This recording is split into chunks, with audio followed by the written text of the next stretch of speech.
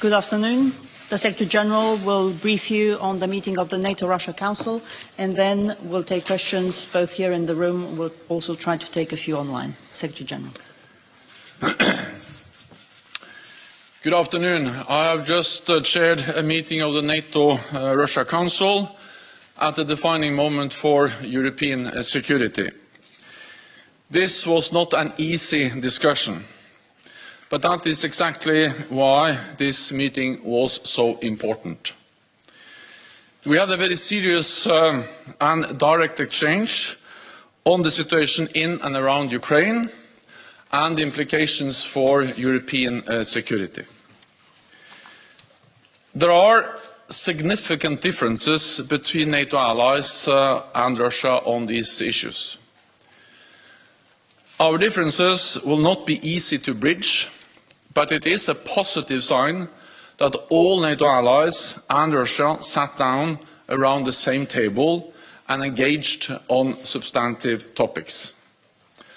After 2 years where such meetings were not possible to convene. Today, Russia raised the proposals that they published in December aimed at addressing their security concerns. These include demands to stop admitting any new members to NATO and to withdraw forces from Eastern allies. Allies on their side reaffirmed NATO's open door policy and the right for each nation to choose its own security arrangements. Allies made clear that they will not renounce their ability to protect and defend each other, including with presence of troops in the eastern part of the alliance. At the same time, both Russia and NATO allies expressed the need to resume dialogue and to explore a schedule of future meetings. NATO allies are ready to meet again with Russia to have discussions in greater detail, to put concrete proposals on the table and to seek constructive outcomes. In particular, allies would like to discuss concrete ways to increase the transparency of military exercises, to prevent dangerous military incidents and reduce space and cyber threats. Allies have also offered to look at arms control, disarmament and non-proliferation, including to address reciprocal limitations on missiles and to address nuclear policies. On lines of communications, NATO allies are interested in looking at ways to improve civil and military communication channels and the possibility of re-establishing our respective offices in Moscow and in Brussels. NATO allies are clear-eyed about the prospects for progress in these talks. They expressed serious concern about the Russian military build-up in and around Ukraine and called on Russia to immediately de-escalate the situation and to respect the sovereignty and territorial integrity of its neighbours. They also called on Russia to refrain from aggressive force posturing and malign activities directed against allies and abide by all its international obligations and commitments. And this means that our dialogue, all this means that our dialogue is difficult, but even more necessary. NATO allies stress that they will make every effort to find a political way forward. I also welcome the bilateral consultations between the United States and Russia and tomorrow's meeting of the OSCE. These are opportunities for constructive engagement which should not be missed in the interest of security in Europe. And with that, I'm ready to take your questions. Okay, we'll go to CNN in the third row center.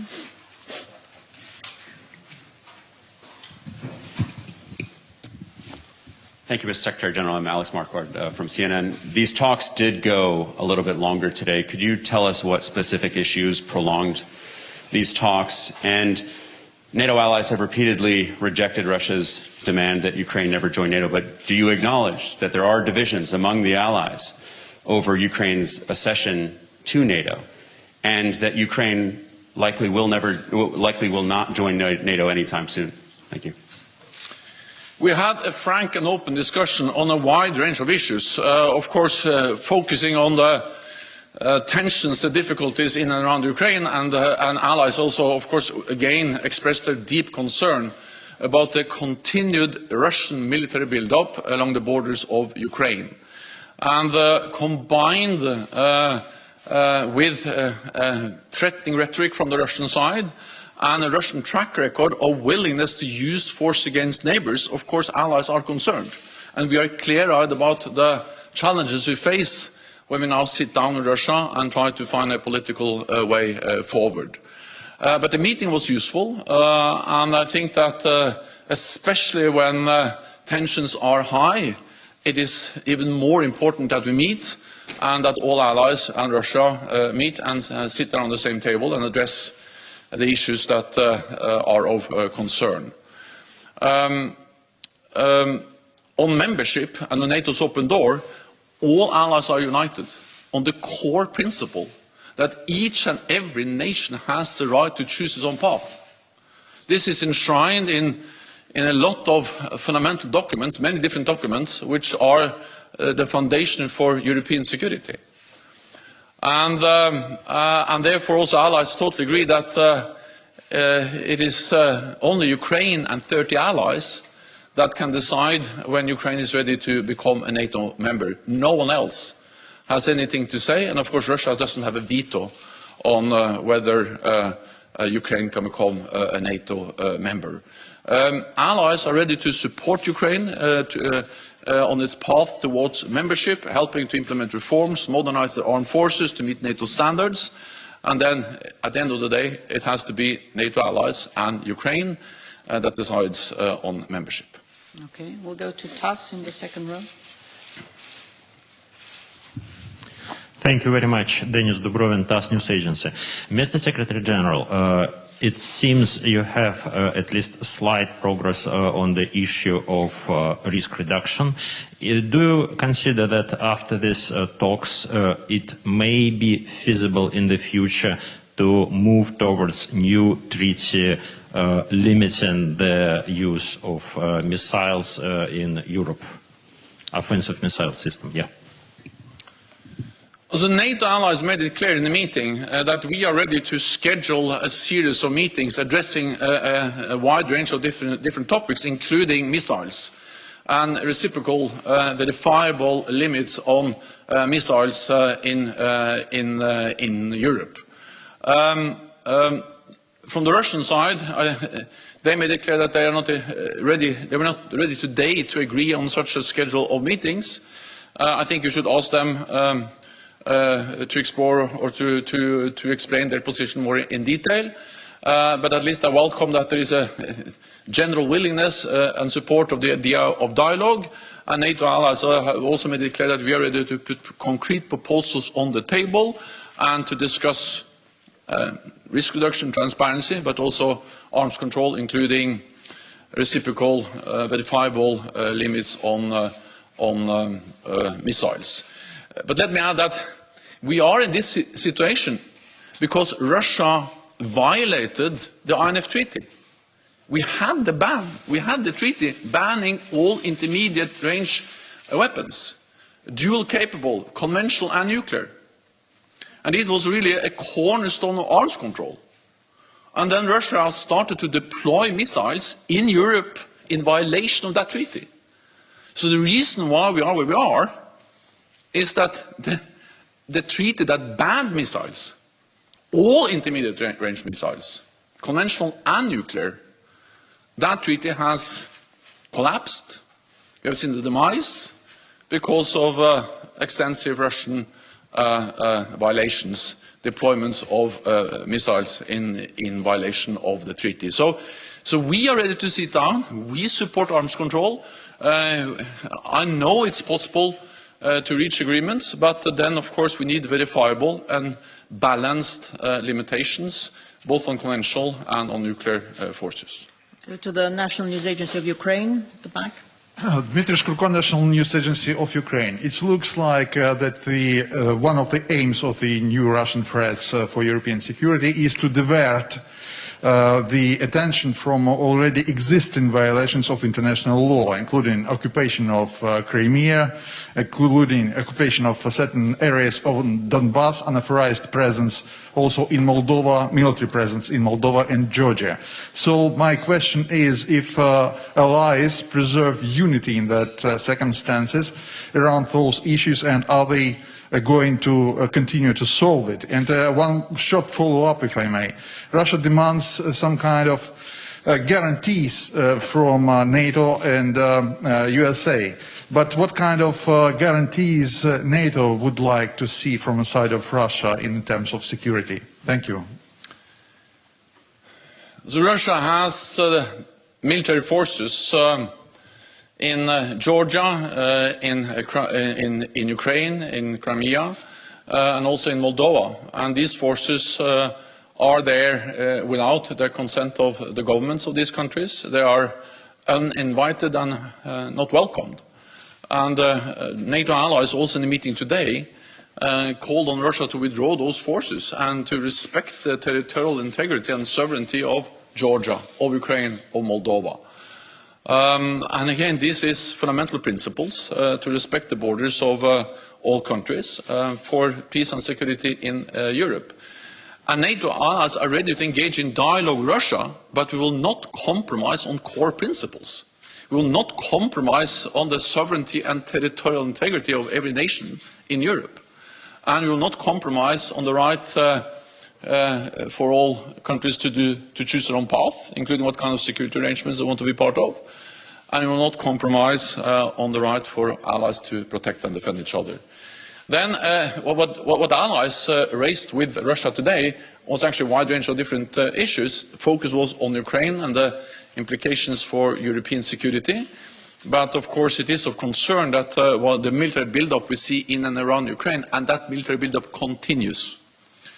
That is part of a pattern where Russia has used force against different countries and where Russia has also used cyber against NATO allies. We have seen the use of chemical weapons on European territory, and we also see that Russia is very oppressive against democratic opposition at home. So NATO engages in these talks, the dialogue in good faith. We are ready to sit down and discuss substance. We are ready to put proposals on the table, concrete proposals. And then at the same time, we have to be prepared for that this does not, that Russia once again chooses confrontation. And therefore, we also made it very clear that any use of force against Ukraine will be a severe and serious strategic mistake by Russia, and it will have severe consequences, and Russia will have to pay a high price. We'll go to Politico. Thanks very much, Secretary General. David Herzenhorn with Politico. I wonder if you can tell us if you or allies responded to Russia's historic grievances about NATO's role, for example, in Yugoslavia or in Libya, and if you're able to reassure them that NATO, in fact, is not a threat, given Russia's view that there are countries where leaders were removed from power, even killed, or that don't exist anymore, partly because of NATO's intervention. NATO is a defensive alliance. We have never forced or coerced any nation into our alliance. So this idea that, for instance, NATO enlargement is aggressive, absolutely not true. NATO enlargement has been a cornerstone for the spread of democracy and freedom across Europe, because countries that were formerly part of the Warsaw Pact or the Soviet Union, they are actually freely to independent democratic processes chosen to join NATO. And many of those allies were in the room today and stated exactly that they went into NATO because they wanted to be part of a defensive military alliance that provides security. Second, several countries which are parts of former Yugoslavia stated very clearly that Yugoslavia broke down not because of NATO. There were internal reasons why Yugoslavia broke down. NATO came in much later, based on the UN mandate to stop atrocities in Bosnia and Herzegovina. So the whole idea that NATO used military force to change borders on the Balkans is wrong. The borders in former Yugoslavia changed because of internal reasons in former Yugoslavia. And actually we had several people from these countries, Montenegro, Croatia, Slovenia, at the table telling that story. And they know that it was not NATO, but actually the internal conflicts within Yugoslavia that led to the demise of Yugoslavia. Yes, NATO went in, but that was to stop atrocities, to protect people and to stop, for instance, what we saw taking place in Srebrenica. So that's the then on Libya. Well, it was a clear UN mandate, and let me also remind you that in the beginning that was not NATO. First, it was a European initiative, and then after some time, European allies asked for help from NATO, and then NATO went in and supported European allies in their efforts in Libya. But it was based on UN mandate. Go to Frankfurter Allgemeine Zeitung.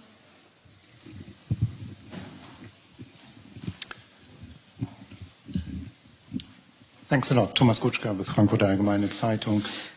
Secretary General, two questions, both interrelated. First one, you said that today Russia did not agree on a schedule of further meetings, but did you get a commitment in principles that talks within this framework, the NATO-Russia Council, will be continued? Question number one. And question number two, to move from discussions and talks, as you have described today's meetings, to negotiations, would Russia have to de-escalate as a precondition from the perspective of the Allies, so draw back troops before real negotiations could begin? Thank you. I proposed, Allies supported the idea of agreeing a series of meetings addressing a wide range of issues, including arms control, reciprocal briefing, limitations on missiles, and many other things. Just a moment. Then we're all happy. Russia was not in a position to agree on that proposal. They didn't reject it either, but the Russian representatives made it clear that they needed some time to come back to NATO with an answer. And of course, then we are ready to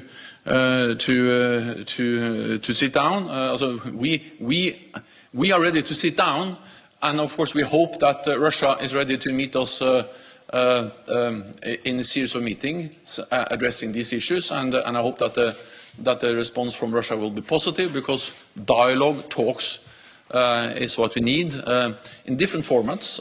We welcome the bilateral talks between the United States and Russia on strategic issues. We welcome the meetings that will take place in the OSCE tomorrow, and the NATO-Russia Council is also an important platform.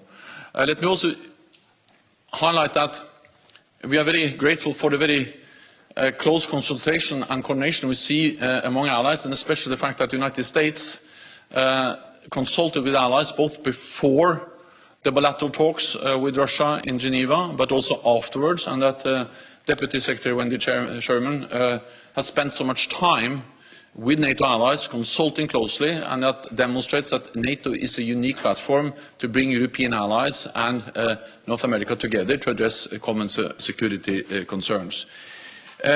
We are ready to sit down, but of course to make any serious progress and to reach any agreement that really makes a difference, we need to see the escalation. But we have made it clear that we are ready to sit down now. We met today, and we are ready to meet in the near future to continue and to address more specific and more in detail the different issues we have put on the table. We'll go to Russia 1, lady in red. Thank you. Anastasia Popova, Russia One. You spoke about de-escalation and about Russian troops on the Russian territory. Do you really believe that new military exercises and sending weapons into Ukraine, which is foreign to the NATO allies for now territory, do you really believe that this helps the de-escalation? Ukraine is a sovereign nation. Ukraine has the right to self-defense. Ukraine is not a threat to Russia. Russia has the biggest land power in Europe. They are one or two major nuclear powers. They have invested heavily in new modern capabilities over the last years. But not only that, Russia has used military force against Ukraine before. In 2014, they occupied and took a part of Ukraine, Crimea, and they continue to illegally occupy Crimea, and they control, through the separatists in eastern Ukraine, Donbass. So the whole idea that, in a way, Ukraine threatens Russia is absolutely to put the whole thing upside down. It is Russia that is the aggressor. It is Russia that has used force and continue to use force against Ukraine. And then they are building up with around 100,000 troops, artillery, armor, drones, tens of thousands of combat-ready troops, and threatening rhetoric. So, of course, that's the problem. This crisis is a making of Russia. And therefore, it is important that they de-escalate. Ukraine has the right to self-defense. That's enshrined in the UN founding charter. And, of course, some NATO allies, and NATO help them to uphold that right to self-defense. New York Times. Thank you, Anna, Mr. Secretary General. Question on the suggestion that at this point, NATO is prepared to reinforce Allied troops bordering Russia, whether Russia goes into Ukraine or not. Could you describe whether this came up in the meeting, perhaps as a warning to the Russian delegation? And secondly, my memory may be failing, but I believe NATO went into Kosovo without a UN resolution, but went in after the war with a UN resolution. Thank you.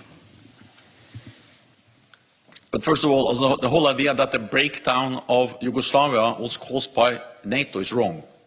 You can study the history of Yugoslavia, and it's obvious that there were no NATO soldiers there after many years. And then we went in to stop atrocities. That was the case, and bloody wars. That was the case in Bosnia and Herzegovina and also in Kosovo after years of failed attempts to find a negotiated solution. Then there was a need to go in, broad support, to go in and to stop atrocities also in Kosovo. But at that stage, Yugoslavia had already broken down. Yeah, and the first question was about well, we will always do what is necessary to protect and defend all allies. And we are constantly assessing the need to adjust our presence in different parts of the alliance. After Russia's illegal annexation of Crimea in 2014 and continued destabilization of eastern Ukraine, Donbass, we have implemented the biggest reinforcement of our collective defense in a generation, with battle groups in the eastern part of the alliance, with high readiness of our forces, and with the tripling the size, for instance, of the NATO response force, air policing, more naval presence. We do so to prevent any misunderstanding and not allow any room for miscalculation that NATO is there to protect and defend all allies. And this is deterrence, this is defensive, and the The purpose is to preserve peace. It's not to provoke conflict, but to preserve peace, prevent conflict. And in this way, and of course we will, and if Russia once again uses force against Ukraine and further invades Ukraine, then we have to seriously look into the need to further increase our presence in the eastern part of the alliance. Okay, we'll go to NRK. Higher up. Higher up. Thank you.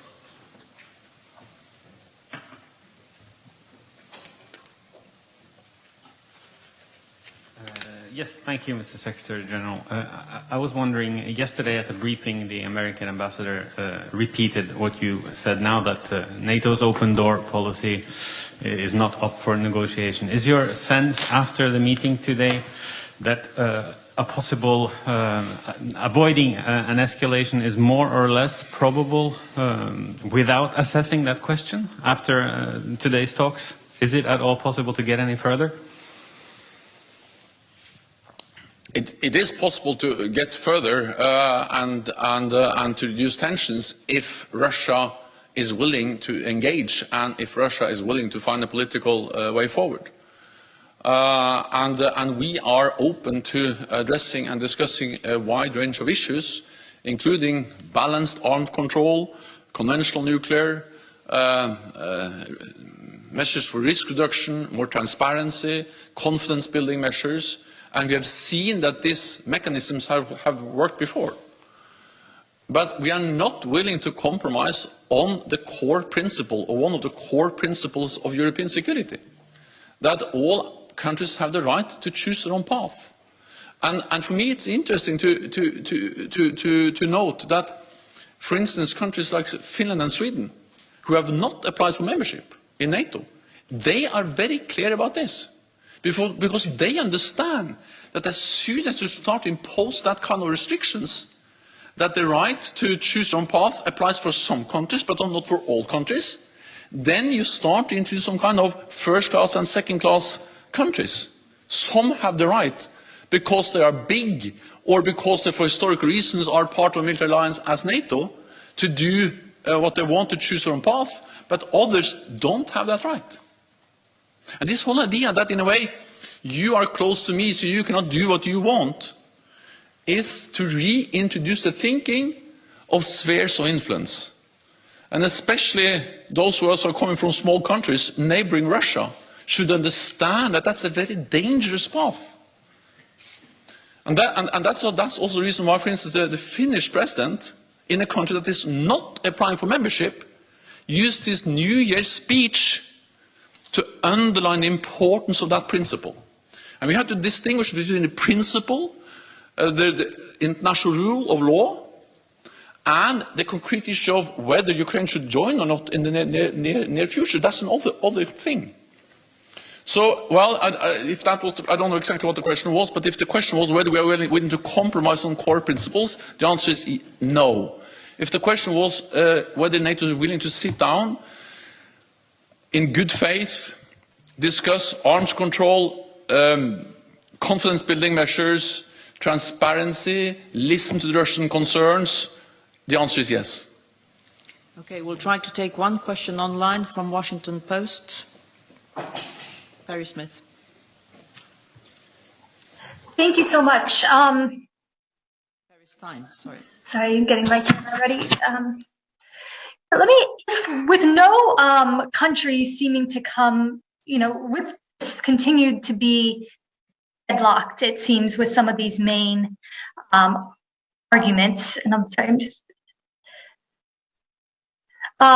with neither side budging, how do you kind of avoid this spiral of continuing crises of this nature in the future? I mean, do you see an end to these discussions?